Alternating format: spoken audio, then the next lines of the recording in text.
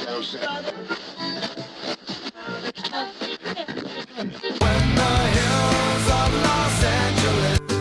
Angeles, I'm and most Hollywood night. She goes to California, oh, California. What you say about Los Angeles? LA got the people saying,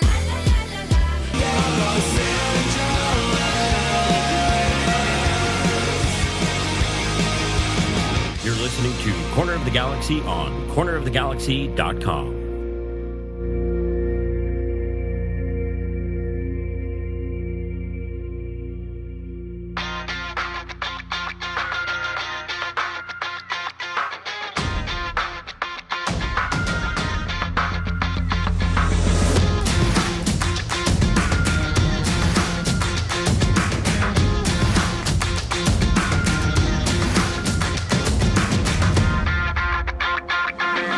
Welcome to Corner of the Galaxy, the show that talks 100% LA Galaxy soccer.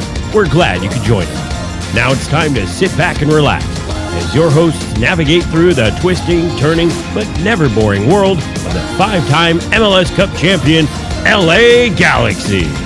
Hello, everybody. Welcome to Corner of the Galaxy on cornerofthegalaxy.com. I'm your host, Josh Guesman, coming to you on Thursday, February 3rd. The LA Galaxy getting ready for their first preseason game at Dignity Health Sports Park with fans in attendance coming up. New England Revolution, LA Galaxy coming up this Saturday. We'll get you ready for that game. Why not? It's a preseason game. We'll get you ready for it. A lot of things starting to come together as well. Douglas Costa seems to be on his way to LA. We've talked about it in like the last 6 shows. We're going to talk about it again. We're going to continue it. Fabrizio Romano with some reporting today that sort of locks in, and we'll talk about contracts and all that fun stuff as well. Greg Vanney had a press conference. We're going to get you through that. A lot of little tidbits that you can sort of take away and talk about, so we're going to get you through that as well. So a lot of stuff to talk about, a lot of things to get to help me do that. She's back. It's Miss Sophie, the Cannon Nicolaou. Sophie, how's it going, ma'am? Doing pretty good, Josh. Doing pretty good. How are you? I am, you know what? I am hanging in there. I am excited about a game that we get to watch. It's live soccer. I get to go to a stadium. I mean, overall, I don't know that I can really complain about that. Can you complain about that? I cannot, but I will not be going to the game, unfortunately, because I have a prior engagement. I know. Who dare roped you into a prior engagement on whenever they know soccer season is? I mean, it is a preseason game. I guess people have to get married at some point, like during the year, without trying to interrupt my soccer season, right? I'm saving my coupons. I am saving them. Very, very good. Very good. I have a confession to make before we get started. Hello, my name. 2 confessions. Yes. Okay. 2. My first one is, hello, my name is Sophie Nicolaou, and I am not an LA Rams fan. Oh, okay. Sorry. So the Super Bowl, not your thing. Don't care. It's the Stan Kroenke Arsenal thing. I just can't do it.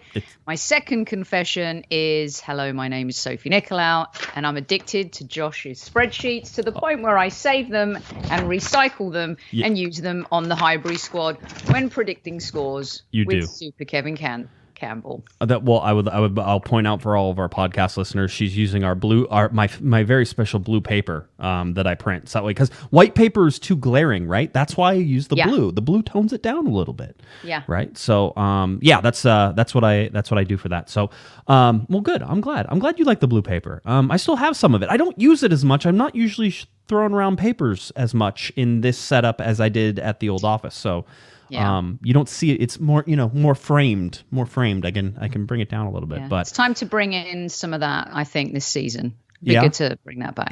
Not all the time, but just every once in a while, some blue paper. Yeah. All right, that's good. Blue paper. Very good. All right. LA Galaxy played a surprise preseason game. We didn't know about it. They knew about it. I imagine they knew about it. They showed up to the stadium. They're like, oh, I guess we're playing today. So that happened. They played against the LA Force NISL team. Somebody in the Discord says they're still around. Are they still doing things? That's crazy. So yes, they were. They did lose. The LA Force did to the LA Galaxy. Galaxy won 3-0. It was funny because we're going to go through Greg Vanney's many different quotes and a whole bunch of things. One of the things that I won't tell you about was his sort of complimentary attitude towards LA Force, which was he says, I really have to give it to the guys who came in and played against us. He goes, they made it difficult for us. They didn't make easy mistakes. He's pumping them up, right? He's like, you came in here and you got your butts beat 3-0. He goes, but I really do appreciate you coming in here and not just, like a lot of times lower division teams, they come in and then they're not that good and they make stupid mistakes, and Galaxy can easily score goals off stupid mistakes that MLS teams probably won't make, right? And so his idea of complimenting them was that they made them create chances and finish chances and that type of thing. So I guess that's something. He's spreading some love this preseason, which I know you're going to. He's vibing so far. He is. I don't know exactly. He's in a good mood. It's preseason. You haven't lost any games. Yeah. No games that count. Your record's 0-0-0. You're definitely in line to win an MLS Cup in preseason. So what is there not to be excited about? And he probably has a designated player who's coming in here relatively shortly as well. So in terms of being completely and totally ridiculous, Sophie, Yeah, of course. I am keeping track of the LA Galaxy's preseason record. I'm keeping track of the goal scorers for no reason whatsoever. So right now, LA Galaxy 2-0-0 in 2 games played, 7 goals for, 3 goals against, 1 shutout on the menu. This one against LA Force. The LA Galaxy's leading goal scorer. There have been 7 goal scorers so far. So spreading the love around. The leading goal scorer with 2 goals is Farai Mutatu, the LA Galaxy's first round draft pick. I did ask Greg Vanney about him a little bit today, and said, what does he got to do to make this team? We're still trying to find out, and I would like to just clear something up. We are assuming that he takes up an international slot. He was born outside the country, but he has been in the U.S. playing with a college team, so there is a chance that there's a green card in there or a way basically to get him onto the roster without taking an international slot. So we're still trying to find that out. I was hoping maybe Greg might tip his hand a little bit without me using one of my limited questions on an international slot for a guy who probably won't make the first team. Was not high on my list of things, but I sort of asked him what he had to do, and he was just so complimentary of Farai Mutatu, and we can play you some of that sound here a little bit later. But there's guys are scoring goals. The Galaxy are 2-0-0. They got 7 goals for, 3 goals against. I don't know. It feels good, doesn't it? Yeah, of course, it's always good to kind of get the confidence going, but let's all be honest. None of it matters. The only thing that it matters is the team get together, they're gelling, they're getting to know each other, because this team's going to be kind of different to last season, not necessarily, of course, in the style of play, but the personnel on display. So I don't take stock in that. I love, though, that you find all these little things that you can kind of hone in on, because it's so funny. I was on the US women's national team presser today, too, and Vlatko was, at some point, he's like, I don't know what other questions you guys want to ask me, and not in a bad way, but right. Don't you often feel on these preseason pressers, it's like, what can we ask him? How can we, stir the pot, get something going here? Yeah, how do you have fun? I'll tell you, Greg Vanney did tip us off, Sophie, and I think as reporters and as fans, I think we put on our little hats and we understand now. Greg got at the very end Alicia Rodriguez, SB Nation, LA Galaxy Confidential, and a whole bunch of other outlets that she writes for. Alicia asked a tactical question, and Greg Vanney goes, "Oh man, I love tactical questions. Thank you for asking that." And so I was texting some people, and one of them goes, "Come on, Josh, why don't you ask tactical questions?" I'm like, if you don't think that I don't make a mental note that Greg Vanney loves tactical questions, and that now we're all gonna, every reporter who was on there was like, "Oh, tactical questions. Okay, but Greg likes those." He wasn't being sarcastic. No. He was Greg. Okay, we knew this whenever he first got signed. We got him on our podcast like the day after he was announced or something, because he was in his hotel and he didn't have anything else to do, right? He was hanging out and he didn't have his family with him yet, and so he was here in LA and doing the thing. And so Eric and I talked to him, and it was funny when we got done with that. I was talking to some of the Galaxy people, and I'm like, it seems like he just really loves to talk soccer. And they're like, yes, 100%. That would be correct. And I think that that's true with Greg. I have never seen him get upset at a reasonable question, and I think he gets excited by the different questions or the more difficult to answer tactical questions and stuff like that. I think that's a great personality trait to have as a head coach. He wants to explain it to us. He's ready. Just ask him. Yeah, because some coaches could, and we've seen them belittle reporters for asking, I mean, I'm not saying Belichick because he is the exception to I don't know what rule, but he's hilarious. And I would say when the not collapse, but when the regression started happening, he never got super chippy in the pressers last season. You could tell he was irked, but he really does carry himself very, very well. In fact, I think he overly defended the indefensible at times, but that I guess makes for good man management because you're always protecting your players. So I'm taking a mental note for the double pivot question. Right, you're like Greg. Let's talk about the empty bucket. All right, let's. I saw you have a winger. It was a really listen. The entire press conference, as it always is, as I try to do, is up on our YouTube. You can watch the full thing, including the part where they started the whole press conference, gave me the first question, and then Greg suddenly just disappeared on the screen for a little while, and then he came back, and there was a little part in there. So he's like, I'm back, and now I can hear everybody, and he said something like, "Oh, I thought it would be better if I could actually, I could answer the questions better if I could actually hear them instead of just guessing." And I was like, well, depends on how bad our questions are. It might work the other way. But our full thing is up there, so you can listen to it. There is a good 6, 7, 8 minute gush on Marky Delgado between two questions between Damian Calhoun and Scott French, which we're not going to play tonight, but that you certainly are more than welcome to listen to. It is thorough. You can tell why Greg is excited about Mark Delgado. And whenever you see him in person, Sophie, you can't really call him Marky. It's one of those, I was like, I was going to ask you about this. Is this something that it's a little bit like, we were Ben White at Arsenal and he's like, no, it's Benjamin. Oh, right. Oh, Benjamin. Yes. Okay. Benjamin White. So is it Marky? No. Yes. It's Mark. It's Mark. I feel like that's the most respectful way I can go at this. If he was like, hey, oh no, it's Marky, then I would call him something else. But everybody called him Mark, and he seemed to be just fine with that. It's also funny, if you go listen to his interview, he talks about being 26 years old, and he talks about being a veteran. And so the question was, are you a veteran or are you he goes, well, everybody calls me a veteran. And then whenever they find out that I'm 26 years old, they're sort of like, oh, that's hilarious. You're not that old. But he's absolutely going to be a veteran on this team in terms of the amount of time he's played and different things. So just interesting little tidbits and notes. But if you listen to Greg Vanney talk about Mark Delgado, it's similar in fashion to when he talked about Victor Vasquez, right? Which is he was glowing, and he talks about Victor being a coach on the field. It's different because Mark Delgado is younger, but there is an admiration for the engine that he has. And as Greg says, the time that Mark Delgado creates for other players. Which is super interesting. And Mark even commented a little bit about that in his press conference. He was talking about it and saying, listen, I realized that as I was trying to get better, that, dribbling around guys and doing stuff like that is not my strength. And it has never been my strength. And he goes, but I realized that I'm a very good one-touch player. He goes, so I try to get the ball off my feet as fast as possible because that's what I'm best at. And that's what Greg Vanney was. He's almost creates time for players because the ball doesn't waste time on his foot. It's already gone. Well, that's good for Chicha and Cabral for sure, if he's going to be that type of player in terms of the runs that they can make.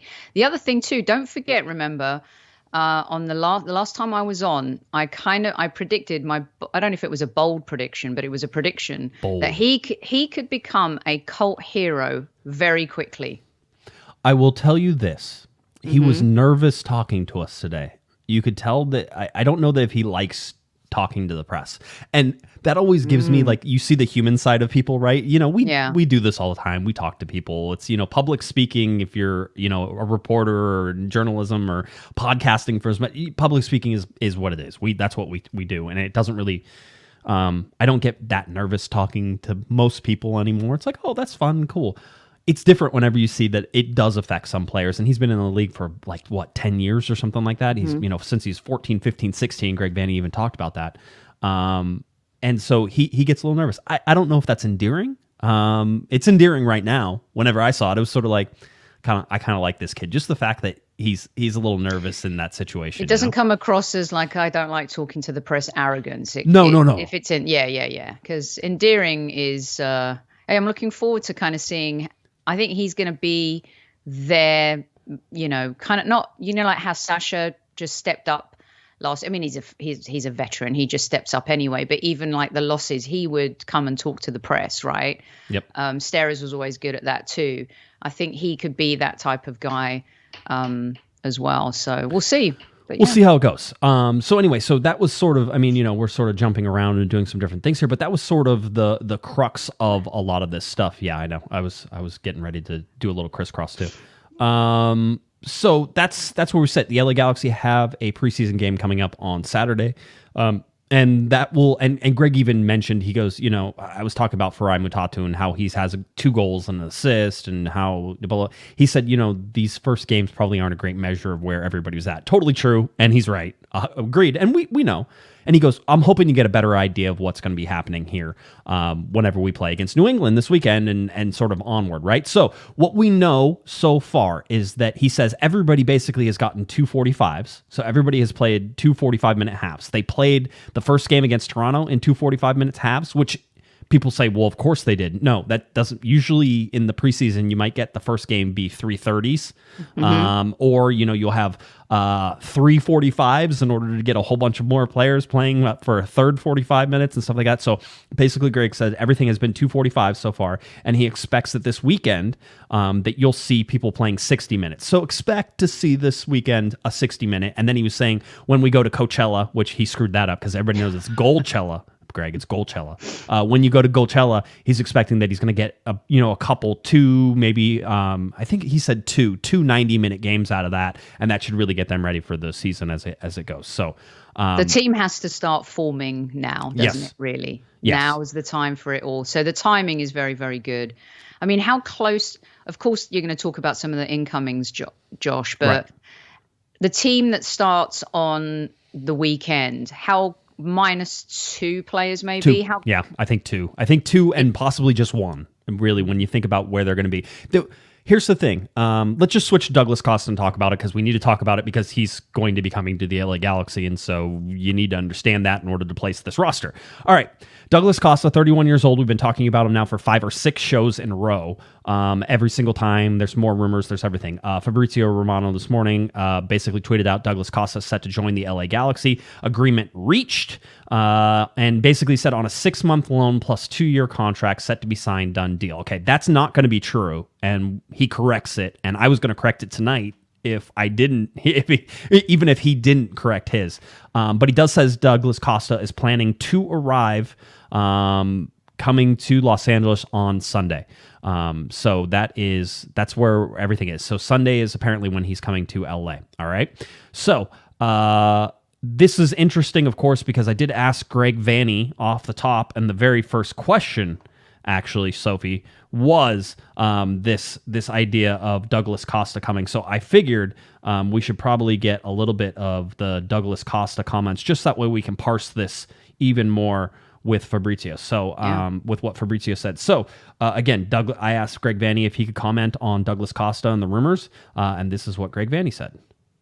I can't in the moment. Today's not really my DP discussion or announcement or anything day, so I'm going to leave that one off for now, but hopefully we'll be getting to that portion of the show not too far down the road of who's coming in and who it's going to be and all that.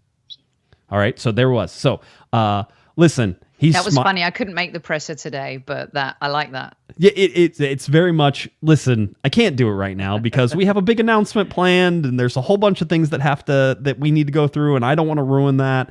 And so I'm not going to say anything.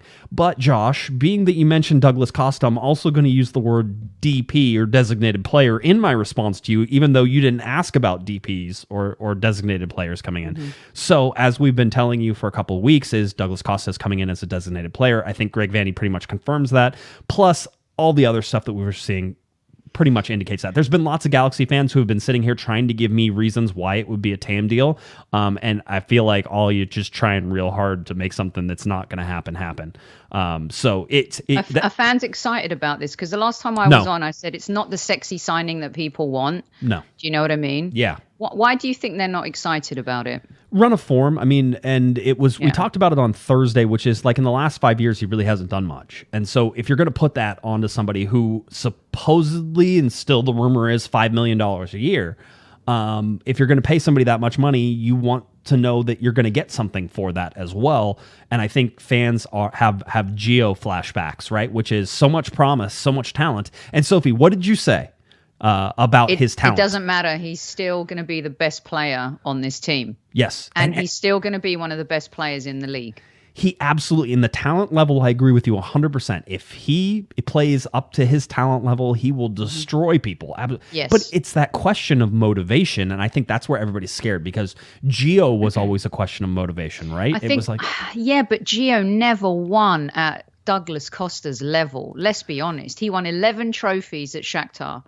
He won 5 trophies at Bayern Munich, and he won, I think, 5 at Juventus, and that includes like championships, right? And he's versatile too.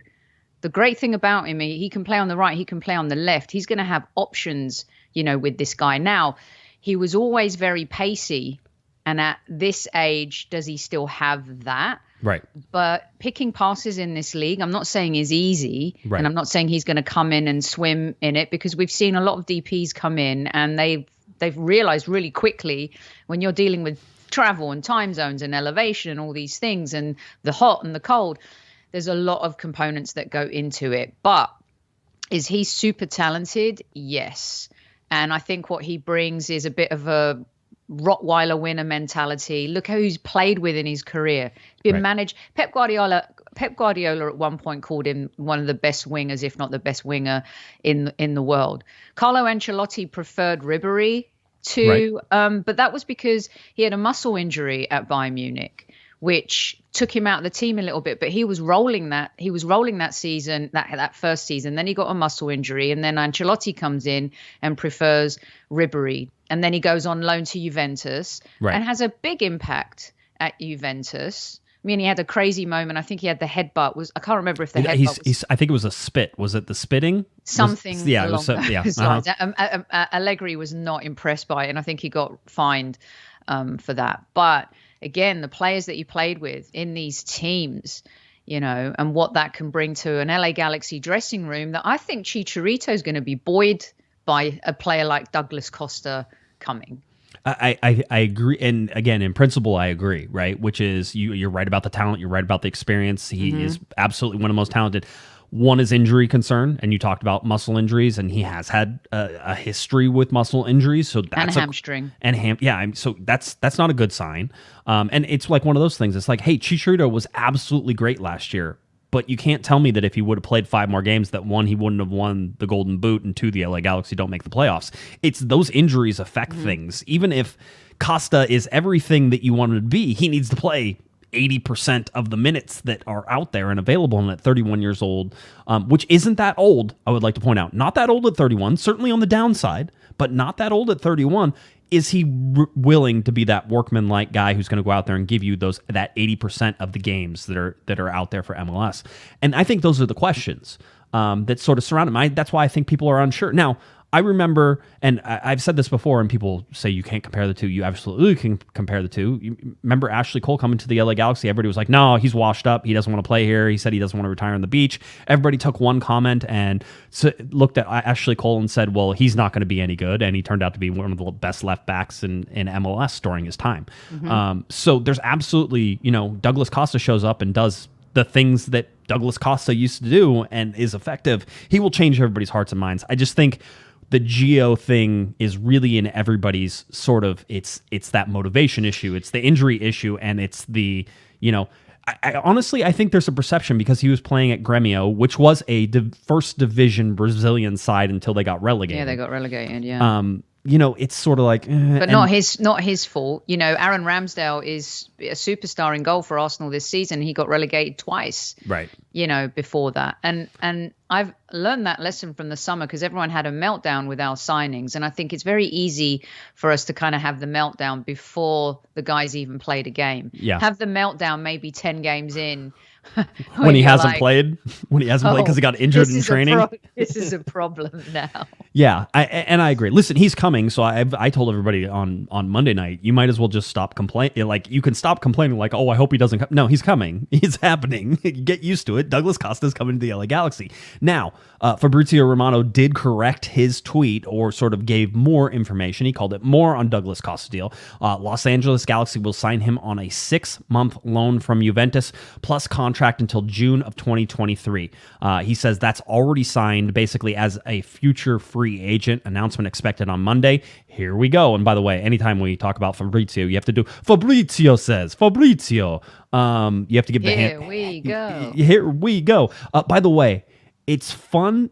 Just in terms of looking at Fabrizio and what he does with his brand is so fun, because not only did he develop a brand by being super accurate with information and digging into sources and stuff like that, but now clubs basically will also feed him this stuff, so that way they get mentioned by Fabrizio, because he has all these followers and everybody knows if Fabrizio says it, we know it's true, right? It's this whole like fun brand thing. I really he enjoy made it. his name when he broke the Paul Pogba story, going to, that's, I mean, not his name, he was still a good journalist before that, but he's become, it used to be David Ornstein, and now it's really like Fabrizio. The two of them are the best in the business. Fabrizio. I love it. So anyway, but so that's happening. Now, let me explain this, because I see people in the chat room confused.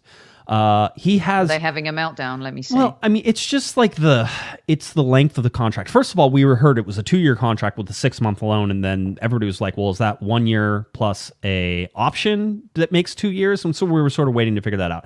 I'm still waiting on official clarification, but this is how I read this right now. Through the lens, is that basically he has a contract with Juventus until June of 2022. We know that. That's been something we've talked about, even though I got it wrong for like the first 3 or 4 shows about that. So he has to get through the rest of that contract. The way they're going to do that is in a loan deal. So there's a loan deal from Juventus. His contract with Juventus will expire the end of June of 2022, so this June, and then he's going to sign a 1-year deal, it looks like, that takes him through to June of 2023. So when you look at it, it's a 1.5-year deal total, but there's no opt-out at the loan. He's already signed his contract for the year that's coming after it. So, everybody's like, well, if he's really bad in 6 months, just don't sign him. It's like, no. The contract already inked and signed. He can sign pre-contracts because it's within 6 months of the deal expiring, and it's in anticipation of him being a free agent after that. So there's not going to be a transfer fee or anything like that. The other part of this is we don't know how much of the salary that Juventus is paying in this first 6 months, or if the Galaxy are basically just paying him whatever they're going to pay him, and there's a loan, and who knows if Juventus is giving the loan for free. There's a whole bunch of things in there, but we still expect that it's a designated player contract and not a TAM contract in all of this. There's some weird prorating things you could do that I tried to do earlier today, which is you have a loan that's only for 6 months, so you can prorate that across the entire year, but then you also have a contract that's for a year, but it only takes through for 6 months, so you can prorate that across the year. Guess what? It ends up being the same. So I stopped trying to do that in my head. I thought there was like a way to be cute with the numbers, and so no, that's where it is. So I'm always impressed by your numbers, Josh. Whatever. Do you know what I think? Do you know what I think? One of the issues is for fans, Josh. Real quick. When you see Toronto sign Lorenzo Insigne, right? Mm-hmm. There's only a 1-year age difference, isn't there? Douglas Costa is 31 and Lorenzo 31. is 30, right? Yeah. But it's because he's still playing top-level football at Napoli in Syria. He's, doing quite well, has done quite well. And here is this superstar of Italian football coming here. And I think LA Galaxy fans maybe wanted a slice of that. Not that player, but that type of player to come. And I get their concerns about it's been a while, but you just don't know. But that's why I think some of the fans are a bit bummed about it. Yeah, I mean, the idea is that the LA Galaxy could go after any player in the world, right? And we've talked about this before. They certainly have the money. If they wanted to make a ridiculous offer to somebody and pay $40 million on a transfer fee, the AEG could do it. I'm not saying that that's within their business model of what they're doing for the Galaxy, but they have the money to be able to do it. They could do it. when that doesn't happen, and it seems like, the LA Galaxy, we'll talk a little bit about Christian Pavone here in a second as well, because I think it's an important follow on this as well. But it's like, everybody's been sitting here and saying, well, okay, great, you're going after Christian Pavone, or are you going after Christian Pavone? And if you are, then why? Because there are so many other people you could go after and that don't have a pending legal case against them that you don't have to be involved in. So why are you so focused on one guy right here when the whole world plays football, right? You could find anybody for that amount of money and do those types of things. And I think that's the other argument is you have to find a 31-year-old who was currently at a second division Brazilian side, even though they were relegated, so that's sort of a little cheap shot, but that was at a second division Brazilian side who hasn't played very good football in 5 years, and you're suddenly expecting him to be motivated, to be healthy, and to be able to do stuff in Major League Soccer. And why was this the guy that you had to have if you're going to spend $5 million a year, which, again, we're assuming, I don't have confirmation on that, but why are you going to spend $5 million a year on a guy like that when the whole world plays football and you could spend $5 million on somebody else? I think that's always the argument, but that's the argument with any signing, right? Well, yeah, and I mean, let's be honest. When Chicharito came to, he scored 50. I was just checking his numbers. He scored 16 goals in 55 appearances for West Ham. He did not have a good spell there. Right. His last good spell really was at Bayer Leverkusen. At Sevilla, he played 9 times and scored 1 goal. So a lot of people thought Chicharito was coming to LA Galaxy a little bit broken as well. Right. And that was a risk, that signing, because he also had, a couple of injuries as well. So that's why I think sometimes we just have to be a little bit patient to see how it plays out and not blow up before it happens. But I get it. I get why fans might be a little bit, ticked off. A little raw. It's not sexy. It's not as sexy a signing, is it? I mean, if you do this signing 4 years ago or 5 years ago, it's extremely sexy, right? Yes. And so it's just a matter of time and what has happened and whether or not the form can be regained. Let's get to a super chat. Herb, I'm starting to feel like 1, Herb is my sugar daddy. Or 2, that Herb is using us to launder money. I don't know which one it is. I'm not sure. But Herb gave us a $50 super chat. So Thank you, Herb. Appreciate it. Bit of Ozark laundering going on there, right? He does this a lot. I really do. I told Eric on a text last week. I said, I'm pretty sure that Herb is my sugar daddy. So it is what it is. And you know what? I'm fine with it. As long as you're fine with it. It was the blue paper. Yep, I agree. So Herb says, hey, Josh, shout out to Sophie. If the Galaxy were to buy an international slot from another team, he says, I believe you said that's possible. Correct me if I'm wrong. You are correct. You can buy an international slot from somebody else. Does the Galaxy keep that slot past the season, or how does that work? They do not. It expires every season. That's why it's always dangerous to go and buy international slots, is you have to go and buy them the next year if you're keeping. Like if you have so many international stacked and you know that you're going to go out and get somebody next year, you're going to have to go find another slot next year. And every team gets 8, which means that whenever they add a new team, Sophie, that team gets an additional 8, right? So every team gets 8. You multiply it by 28 teams. That's how many international slots there are, and that number does not fluctuate. So it's 20. Maximum number of international players is 28 times 8. That's it. Can I ask a stupid question? Probably not stupid. Go for it. Is there a salary cap on that, or can you pay that international slot what you want? So you have to have the slot itself to place an international player from somebody. So you have to have that slot. So it's just a roster mechanism. It doesn't, technically speaking, it doesn't cost any money except that they trade for about $250,000. So if you're going to buy an international slot, Sophie, it would cost you right around $250,000 right now if you were going to go find one. Okay, but there is no, that does not guarantee you anything. It doesn't mean that player is outside the salary cap. It doesn't mean that player is a TAM player. All that stuff is just is separate. But right? You're not going to get Luka Modric in that slot. You could if you had a designated player slot open and an international slot, but you need the DP. The DP slot is the more important of those things. International slot is just a way to make sure that you have that they limit the number of internationals to each team to 8. But that's not really true because you can go out and buy other ones, but it limits the total number of internationals in the league to a set number.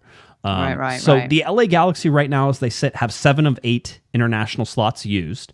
And we're assuming again that Carlos Harvey, who everybody says, well, he's never going to be with the team. He keeps training with Taro FC or however that is. The Galaxy wished him happy birthday today. I'm still told that I don't know if he's actually in camp. I haven't seen him. He could be, he could not be. I don't know what that whole situation is, but regardless, he was supposed to have gotten a green card, and that gives the LA Galaxy the 7 of 8, not 8 of 8. With Douglas Costa coming in, he will be the 8th. And so the LA Galaxy have no more international slots unless they go out and buy one, or somebody gets a green card somewhere. Right. And you can open up an international slot there and bring in somebody else. Which, by the way, Bruce Arena and other teams over the years have been so good at Robbie Keane came in on an international slot and then got a green card and was basically listed as a domestic player for the LA Galaxy. That was so clever. It was. And then they could go out and get more internationals, and Robbie Keane counted as a domestic player. So anyway, so that's one of the things you sort of have to see on that. So that's the international slot. So I don't know. We've been talking about, just in case Farai Mutatu takes an international slot, do you go out and spend $200,000, $250,000, $300,000 to sign a first round draft pick to your team in order to get an international slot, right? Seems like a big ask. And it's one of the reasons that's a hurdle that he'd have to be really good in the preseason in order for Greg Vanney to be like, I guess we have to spend $250,000 and go out there and of general allocation money and get one so we could sign him on the first team so he can play on the first team. What do you think is going to happen? I don't think that's a tough risk to sort of take, right? Because you spend a considerable amount of money, not outrageous, but a considerable amount of money for a guy that has never played professional soccer. And it's like, let him play with LA Galaxy 2 for a year, and then you can make that decision, right? Yeah. That's the easier answer in a lot of this. So that's where we go. Another super chat from Arquitecto Verbal, who I'm not going to say this because I don't think I was authorized to say this, but might have new music coming out. This is the same guy. Let's see. Do I still have it? This is this guy right here. This makes me want to put my collars up. I know it. Well, it's a great song, and it gets me pumped up. I don't want to get a copyright strike on it.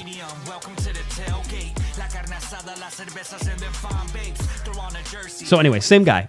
Go listen to that. He has great music. By the way, if you notice, that's like Tailgate. He was talking about the LA Galaxy. He has more LA Galaxy based music coming out. He told maybe he told me, maybe he didn't. Message right here. Yeah. So all right. So that was something. But he asked, do you ever see Stevie G coming back and coaching the LA Galaxy? No. No, because he told me, and I'll never forget. Yes. The best thing he ever said to me was, Sophie, don't you miss Sunday roast dinners? There's no way he's coming back ever. He misses his roast dinners. I get it. I understand. So. He was so homesick. It was crazy. He was homesick. He was yeah. Absolutely. So anyway, so that's with Douglas Costa. So again, 6-month loan upcoming. That'll get through June. And by the way, when we say 6 months, people are like, so it's going to end in August of? No, listen. In soccer, we deal in halves of years, right? And whether that's the world football or whether it's here in MLS, we still do the same thing. We're talking about the first half of the year is 6 months, and then the second half of the year is the second 6 months. 1 year in MLS terms is basically from, the January 1st to December 31st on the actual calendar, but also within Major League Soccer and their contracts, that's usually how they go. The interesting thing with Douglas Costa is it's going to be 6-month term, which gets them through the June 2022 contract ending with Juve, and then it's going to be for a year around June of 2023. So basically on the half mark of the season. Mm-hmm. So there's a chance that next year at the end of the summer, the LA Galaxy could be getting rid of Douglas Costa in order to sign another designated player. So think about that for a little while. Wow. While you go to sleep. Noodle on that, kids. Yeah, or they sign him to an extension because he's been amazing and they want him for the rest of that 6 months. Let's hope that's gonna be the case, right? Yeah. Yep. I really hope he comes in and everyone does, prove the skeptics wrong. I think everyone was expecting me to really poo-poo this, and because the last time I was on, I said it's just not a sexy signing. It's hard to get excited about it. But that doesn't mean he's not a good player and he's not going to contribute to this team. Trust me. Right. Araujo, Marky Delgado, Mark, yes. Javier, they're going to love playing with him. Yeah, it seems that way. So that's one of the things. Let's see. Architect of Verbal, by the way, just dropped in the chat and said, new CD coming for all the G's next season. EP titled MLS Major League Sounds. There you go. Oh, So, I love that. I know. It's great, Sophie. I listen to music all the time. I don't know if I'm allowed to. I'm like the whitest person in the world, but like I bump it in my car. I'm driving. I'm like, yeah, I dig it. White man overbite. Yeah. Oh, yeah. Yeah. And my son, who's 2, like we'll be driving in the car. I'll turn that on, and he's back there like shaking his head and having a good time. So it's a good time. Everybody enjoys it. It's family music as far as I'm concerned. So always good. You said Julian Araujo. Julian Araujo made his World Cup qualifying debut for Mexico. Came into the 68th minute. Score was tied 0-0. Comes in after a couple minutes. Mexico manufactures a penalty. They end up beating Panama 1-0. Is it a coincidence? I think not. I'll tell you this. Julian Araujo was flying in this game. He was amped up. He was ready to go, and he made a couple really nice tackles, came back and worked back behind the ball really well. It was, if you remember, sort of like think of the opening minutes of an El Tráfico with Julian Araujo just flying up and down the sides, frenetic energy, just like all this, he wants to go. That's what it reminded me of whenever I saw him playing for Mexico. Did an absolutely perfectly fine job with in that right back position. Was that a slight dig when you said manufactured a penalty? I mean, they did. I mean, I don't know. I always think that's a skill, so I'm not going to say it's a dig, but it was absolutely manufactured. I mean, there was some contact. Was there enough contact? Meh. You know, it is what it is. But you got somebody to take a swipe at you in the box. You did what you were supposed to do. You were in a position where you weren't going to be able to move the ball forward anymore. You were trapped, and you got a penalty out of it. That's a successful dribble to me. So, anyway, Julian Araujo was out there. Greg Vanney talked about him and said he was really excited to see him out there and just sort of what he could do and how he was doing that. So that was fun. I want to get through this last thing. And then we'll go to Greg Vanney and his press conference because I think we have a whole bunch of sound for that. But I'd like to remind everybody, game coming up this weekend, vaccine requirements, negative test requirements, mask requirements, all in effect. And remember, it's are you under the age of 5 now? Is those don't apply. Otherwise, if you're 5 or older, vaccine card, proof of that, or proof of a negative test. Yes, they're doing testing on site again. So if you need a negative test, then you can go and get it on site. Just get in there early. As always, I don't expect that the preseason game, Sophie, is going to be like ridiculously packed. I just don't think it's going to be. Probably 5,000 or 6,000 people there. That's usually what it is. So I don't think that's a huge problem, but just I would get there early anyway, just so that way you're not standing around if you need that negative test. And then once you're in, unless you're actively eating or drinking, you're supposed to be wearing your mask. All right, there you go. 2 shots versus a booster shot. That's still 2 shots, apparently. Yeah. From what I read, it's still 2 shots, although I imagine that'll eventually change to fully vaccinated as a booster shot, that type of thing. We'll see. Who knows with all that stuff. But that's going to be the requirements. And another quick reminder, Sophie, just 24 days now from today. 24 days until the LA Galaxy face off against New York City FC. Doesn't that seem really close and stuff? That's like 3 weeks away, a little more than 3 weeks away. Wow, so exciting. I love this time of year, that excitement before the season starts. I love the distraction kind of, when Arsenal just irritate me and I can focus on, and it's going to be great. I always love MLS Media Day. I love like the new season. I love it all. Can't wait. It is. There's something fun about just everything getting started again and just sort of where everything is going. One other little tiny tidbit that may or may not happen, but is certainly looking like perhaps it is shifting in that direction. I'm more speculating on this than I'm telling you for sure. But I feel like my speculation is going to be right. Otherwise, I wouldn't say it. It does look to me like Spectrum could be picking up this year. Remember, we needed a bridge year, right? Because the big contract that MLS is going to sign with all of the whoever's going to take all of the games, all of the inventory, whether that's Amazon or ESPN Plus or any of those things, it's not going to happen until next year. And so the Galaxy's contract with Spectrum ended last year. There was no more contract, but we've been talking about the most likely successor to take it for only one season It's just one season. It's really hard to sell something that's only one season. It's like, why would I put the effort into it? Is Spectrum, because they already have basically the infrastructure to be able to handle all the Galaxy games because they've been doing it. I don't know. I don't know if the Galaxy are paying them to do the games, because I could certainly see that happening, pay to play, right? Where you're like, hey, Spectrum, thanks for giving us all that money all this year. And Spectrum's like, yeah, you're going to have to pay us if you want us to show them this year. Or whether they're doing it for free, basically, and they're just going to take the programming and put that out there. Or if they're paying the LA Galaxy, maybe they're paying the Galaxy for this year. I don't know any of that, but it looks to me like it's headed in that direction after it has been very quiet so far. I talked to an LA Galaxy spokesperson who said that they are still finalizing and looking for that local broadcast partner. So I asked, is it going to be Spectrum, and said still looking. So that's that. I feel like it's going to go in that direction. All right. Show me the money.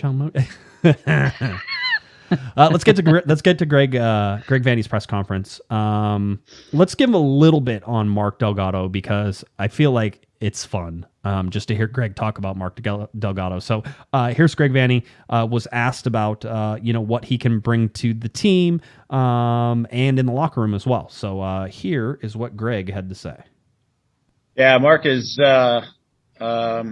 he's one of those guys, I think, sometimes that can go under the radar or be a little underappreciated, but he does so many little things that don't necessarily show up on the score line, but they really help a team in ways that are immeasurable. The quantity of work that he puts forth in the game, like we have the 100 top performances physically over the course of a season. We can look at those. Marky is the only player that has 10 or 12 games where he's in the top 100 of the season. Like, he just has an incredible capacity and engine for work. With that, he's got his ability to transition from attack to defending and defending to attacking, I think, is as good as anyone in the league. And so it's never a moment where he loses time. He's always ahead of the game. He's always on the clock, which I think is important. And he's super aware. He's a guy that I call him the great balancer. He's the guy that recognizes when a space is empty, it needs to be filled. He recognizes when the defenders need help. He's always there to help. He just has this. He has awareness and a capacity to cover ground and do things at a rate. All right, there you go. So I mean, glowing. I mean, if my wife said that about me, Jinx. Yeah, the great balancer. Can that be my nickname instead of Pato, Wow. the great balancer? So anyway, there was That's some like of that. a Dances with Wolves kind of, he was going on his soliloquy there. He was out on the plains and the prairie, and was he riding? Which part was he riding on the horse through everybody shooting at him because he was drunk and tried to commit suicide? Actually, that's a funny part of that movie, isn't it? Haha. That movie to me. That movie to me is like this ridiculously, good movie. But whenever you realize how it sort of all starts at the beginning, at least because I watched it when I was younger, it was sort of like, wait a minute, that doesn't quite fit into this mystique of this guy who's trying, but he all figures it out. He finds himself in the end. That was the whole idea. And it's not, spoiler alert. It's not the kind of classic that you watch over. No. One and done. I don't need to be depressed, know? No. Anyway, that's where we go. This was interesting because I know a lot of people have been talking about it. Eric Zavaleta. We know that Eric Zavaleta is Greg Vanney's nephew. And so there was some question about whether Eric Zavaleta, the center back, would be coming to the LA Galaxy. He is a free agent. And so there were questions about whether Eric would come to the LA Galaxy. Here is what Greg Vanney had to say when asked about Eric Zavaleta. I have spoken with him. I have spoken with his agent. It's not a move that we are sizing up or making. Something that we talked about is our center back depth and whether we need something there, whether he ends up being the right person or not. We haven't made any real progress or discussion on that, but certainly he's out there and he's a free agent, but there's nothing in the works or in the making. Wonderful. Thank you. There we go. Okay. So it's happening. So expect it next week. No, Greg said no. He said no, it's not happening. It's not a thing. He also went on to talk a whole bunch about Jalen Neal in this, right? And so he was gushing about Jalen Neal. I feel like Greg thinks he has the center back depth that he needs, especially with Leardam being able to play in the right center back position, with Sega Coulibaly, with Derek Williams, with Nick DePuy, with Jalen Neal being able to come in there as well. So there's a lot of reasons why I think perhaps Greg says, I think I have enough where I'm at.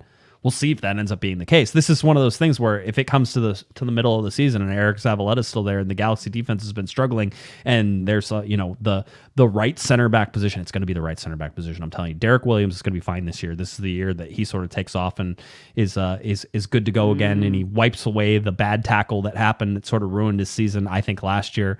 And so he's going to be fine. It's going to be who's that second? Is it going to be Nick DePuy? Is it going to be Sega Coulibaly? Is it going to be Kelvin Leardam? Are the Galaxy going to play 3 in the back and have a bunch of wing backs? Because Julian Araujo plays a great wing back, and Raheem Edwards can play a wing back position as well.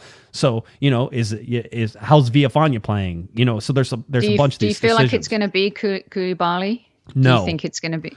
I think it's. You're not a fan, are you? No, I'm not. But I'm also not a fan of Nick DePuy yet either. So I'm he's not the answer. I am of the opinion that Greg Vanney is going to slot Kelvin Leardam into that right center back position, and he's going to play next to Julian Araujo. And I kind of like that more than anything else. You know why I like it? Because I haven't seen it and I haven't hated it yet. So I think I think that's a great. I think you should do that. Brilliant. I haven't seen that yet. So try that one. So there was that.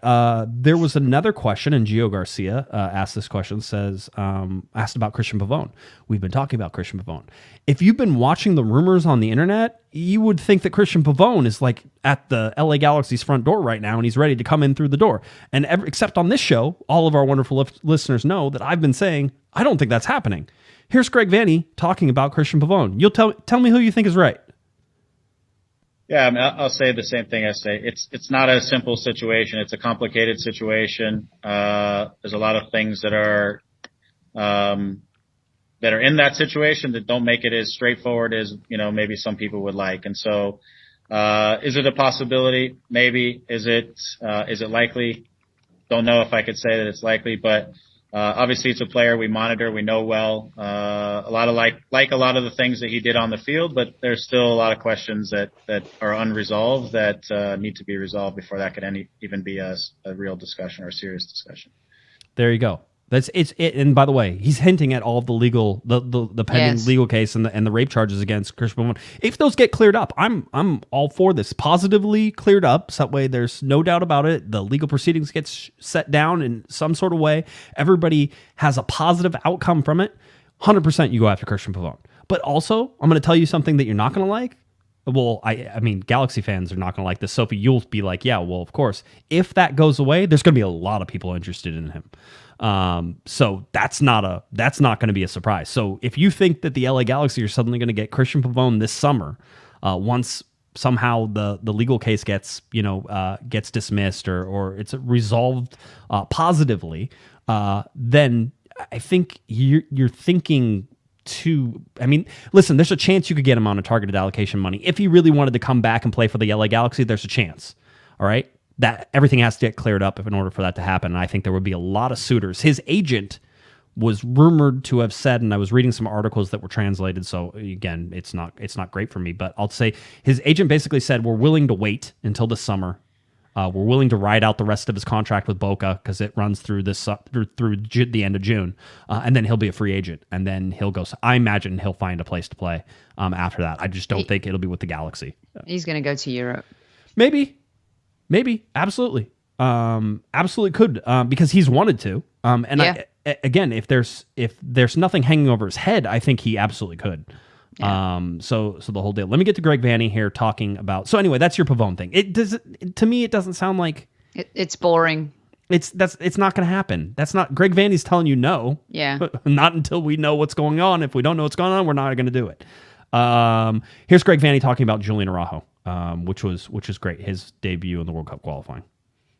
That was great. I loved seeing him get on the field for many reasons. For him first and foremost, to have that opportunity. I know, and I could see it in him a little bit. Just he was anxious to get on the field and try to impact the game. And he was flying and buzzing. I thought he had a couple moments where he put a good ball across the face of the goal. It kind of created an opportunity there at the back post, but you could tell he had a lot of that anxiety energy, and Julian's already an energetic fellow. And so it's important to get that first moment and get that first sensation for your national team. And I thought 15 minutes was at least, it gave him that opportunity, hopefully, to help him relax next time. And maybe he gets 90, whatever that looks like. But I was really happy for him because I know he's worked hard for that opportunity. He deserves it. And there's only bright things for him for the Mexico national team and for us as well. So it's a great experience for him. Yeah, we talk about this all, and there's a risk anytime a player goes away under national duty that they're going to get injured, they're going to come back and not be able to play for the club. But there's such a positive spin that can happen too, Sophie, especially with somebody like Julian Araujo, who's young, and he gets that sort of atmosphere and that feeling. He's playing in the biggest games in the world now. I mean, yeah, he could end up going to the World Cup, and I mean, it's not gonna be easy, but he could, and he could have a very big season. Yeah, this season, an MVP type season. Now I know like the MVP is always like, the top scorer or the sexy midfielder, but the way he plays, I think he can have a really special season as long as he keeps his discipline in check, because as much as we love that caged animal being released, right, and I think he's done a better job of that, to be honest with you. I think with his maturity off the pitch too, we've seen a calmer Araujo on the pitch as well. Yeah, I think he's a little more calm and waits for those moments. But I love the explosive speed. I love the intensity. I mean, Panama didn't really know how to deal with him. It looks like his Mexico teammates didn't understand his speed, or what happens is he's been playing in training mode, and they didn't realize in game mode Julian Araujo picks up 4 or 5 miles per hour. Because there were a bunch of little passes back behind him. But, I mean, the big deal now is that Julian Araujo now has had 2 very good performances for Mexico, one in the friendly and one in a World Cup qualifier. And yes, it was only a little bit amount, but that means he's going to continue to get called up. Now, he may not get the playing time as much as everybody, I think, maybe would hope him to. Or maybe they're happy. Maybe that's good. He goes away. But he's going to be away from the LA Galaxy more this year, I think, than obviously he was last year. So that's something to keep in track as well. That's why Kelvin Leerdam coming in as that right back and that ability to fill in that role is probably a pretty good one, and one of the reasons that Greg Vanney went out and got him for that. One of the things Vanney did mention, by the way, was this. He talked about guys being in training, but he also talked about some guys who didn't, and he mentioned Adam Saldana with an injury, and Damian Calhoun asked what the injury was. Adam Saldana broke his ankle, and it actually required surgery. He was doing some off-season training and snapped his ankle. It required surgery. Now he's in recovery. So Greg said he didn't have a timetable for that, but he's in that recovery portion. I'm guessing he's not even at the field yet with sort of that recovery. So he's probably just doing training, doing the physical therapy stuff, or maybe he's even in the rest mode. We really don't know how long it's progressed and how long ago that surgery was. So for Adam Saldana, who was a piece player last year, he played a couple pieces here and there, and who knows how many minutes he would get this year with some of the additions in the center midfield. He's probably going to miss, I would suggest, as much as half the year or as little as maybe a quarter of the year. But I certainly don't see him, being he's not going to be ready for the first game of the season. I would imagine that it's, at least 3 months in or 4 months in by the time he finally gets back up to game fitness and can be available for selection. So yeah, and he's not going to be rushed back anyway. So no, yeah, it's shame for him, to be honest. That's a bummer that's happened. That was one of the only injuries we've sort of heard about so far in preseason, and that happened outside of preseason. So it wasn't something that necessarily happened with training while the guys were going. So anyway, that's it. I mean, that's sort of where we sit for the LA Galaxy game coming up this Saturday. That game is at 7:30 p.m. You can watch that game LAGalaxy.com. We told you on Monday it will be geo-blocked to 75 miles because MLS requires that. The Galaxy really have nothing to do. Here's the idea, and this is why they do it. It's a stupid thing, but I'm going to tell you why they do it. Because they don't want content going for free around the world, right? Because if you don't geo-block it, anybody in the world can watch it from anywhere. And as fans, everybody goes, Well, great. Then you can get more fans to watch. Maybe there's somebody in Japan who stumbles across the LAGalaxy.com website and it's like, I'll watch the LA Galaxy play the New England Revolution, and all those former LA Galaxy players. By the way, I watched a video today of Sebastian Lletget finally joining the New England Revolution and saying hi to Bruce and Imo Boateng. And I figured that this show would just be that over and over and over again, but we didn't go there. But that is. Did it make you sad or glad? I don't know. I didn't like it. It didn't make me sad. I just feel didn't like he was cheating. No, yeah, a little bit. I did. I was sort of like, yeah, huh? I see how it is. And Bruce was there too. It's sort of like, but I like him. Cheat. It's like I like him. And then Imo Boateng, it's like, oh, but all those guys. Omar Gonzalez is there, and AJ De La Garza is there. By the way, New England just signed. It looks like Josie Altidore as well. Josie Altidore will be joining Bruce in New England at 32 years old. So that's an interesting part. One of the most overrated players. I'll just say this. Even Ever. without Josie Altidore, I have New England going to the eastern side of the MLS Cup, and I have Seattle going right now to the western side. Honestly, how they didn't win it last season is beyond me. That was crazy. But NYFC were just on a different kind of trajectory, weren't they? And maybe that was harsh on Altidore because he ended up winning with Toronto and stuff. But maybe it's because it's the men's team. I didn't understand why he used to get picked so often, and I don't know. Maybe I'm being harsh. I'll be honest. The U.S. men's national team could use a big, tall number 9 right now. In fact, I think it's the biggest thing that they're missing. But hey, they got some youngsters in there. It's just going to have to develop those guys. So that's where we sit. LA Galaxy coming up. Game against New England Revolution, as we know them. The LA Galaxy of the East. Over there, they're going to be coming into Dignity Health Sports Park, so you should get to see some fan favorites, that type of thing. Again, wear your masks whenever you're there. We'll see everybody at the stadium. All sorts of fun stuff with that. So that's what I got. Is there anything else, Sophie, that you want to touch on before we get out of here? No. I think that was a pretty tight agenda. Very nice, very good. I think again, just give new players coming in a chance. Let's see how this shapes out. But I tell you something, right now, LA Galaxy on paper looks a lot better than LAFC, doesn't it? I mean, on paper, yeah. We'll see. We'll see how that all goes. I still feel like the Galaxy are missing. They have a designated player with Costa coming in, so I guess we can say that. By the way, they're expecting, I think, the announcement on Monday. That's what Fabrizio said was Monday. We'll see. I imagine that he's correct. I haven't heard that, but I imagine that he's correct on Monday. So that's when the announcement will come, which is great because we have a podcast on Monday night, so that would be great. We appreciate all that content dropping on Monday morning. The earlier, the better, as far as I'm concerned. So that'll come out. So Monday, and then I think there's 2 TAM players missing too, Sophie, and I think they're going to get maybe one of them before, like in this early part of the season. And then I think they're going to sit and they're going to wait because they may have to go get somebody during the summer whenever they realize that they have a hold they didn't realize that they had. There's going to be... Who plays more games this season? Carlos Vela or Chicharito? Chicharito. I think Vela's done at the summertime. So I think his contract is up in the summertime. I think he's gone. I don't think he stays. So I think that's one. I got a better one for you. Who plays more games this year? Chicharito or Douglas Costa?